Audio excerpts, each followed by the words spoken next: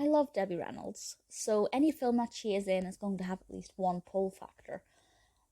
But usually I quite enjoy her films, regardless of what they're about. But with Athena, I'm struggling to find any element of it that I thought was particularly well done. The film itself was not bad. The directing was fine. We had some pretty interesting camera angles. Soundtrack was fine. Acting was obviously fine. But the narrative just seemed so all over the place that I just never really found it that engaging. The film was released in 1954, directed by Richard Thorpe, written by William Ludwig and Leonard Spiegelas, and stars, of course, Debbie Reynolds as Minerva Mulvain and Jane Powell as Athena. We also have Edmund Purdom, Vic Damone, and Louis Calhern. And the description from IMDb, I guess, sums it up as well as it can be summed up quite nicely. And this says, the story of two sisters.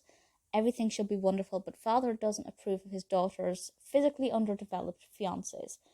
So we are talking about the fiancés of Athena and Minerva. And obviously with their father being quite opinionated about who his daughters should marry, as is to be expected, and what he wants of them, he's going to put them through their paces. But at the same time, they're not necessarily, put it this way, it's not a traditional romance, it's not a traditional engagement, specifically with Athena. And in that respect, it's quite good fun.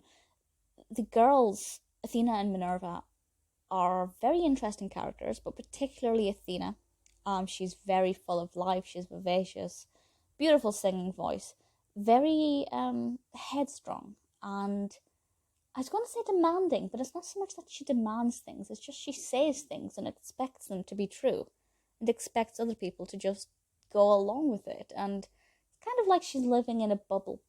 And that's very peculiar, especially when you have the male protagonists, Adam, Johnny, coming along and realizing that she's said certain things about them, and it's a lot of fun in that respect. And you just kind of thinking, well, what's going to happen next? It is very unpredictable, and that's something that I enjoyed.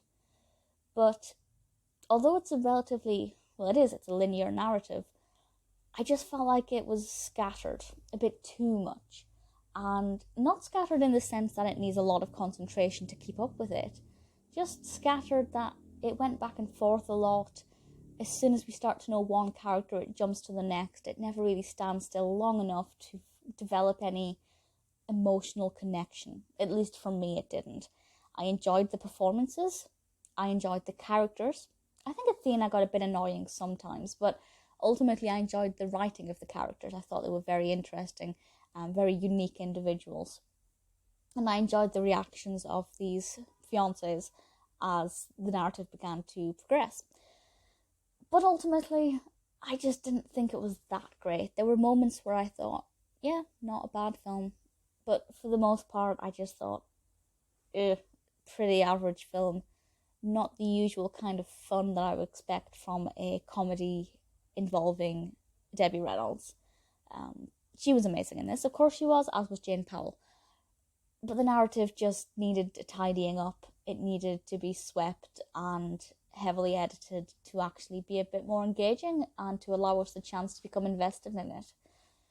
Ultimately, I would recommend it if you like any of the actors in it, or if you just like watching, 1950s musicals. Certainly there will be aspects of it you like. But if you're just looking for a classic film that's engaging, fun, well developed, Athena's not going to be the one at the top of my list of recommendations.